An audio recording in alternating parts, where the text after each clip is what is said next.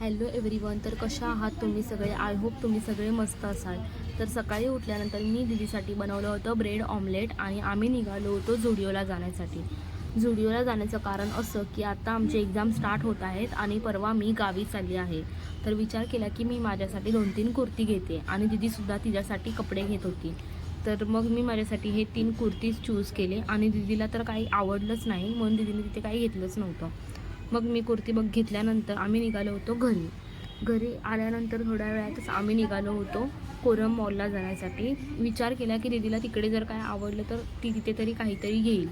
मग काय तिकडे आम्ही खूप काय काय बघितलं, पण दीदीला काहीच आवडलं नाही. तिला बॅगसुद्धा घ्यायची होती. आम्ही बॅगसुद्धा जाऊन बघितल्या, पण तिला बॅग पण आवडली नाही. दीदीने फक्त फिरवलं, बाकी काय घेतलंच नाही. नंतर मग विचार केला की खूप भूक लागली तर काहीतरी खाऊयात.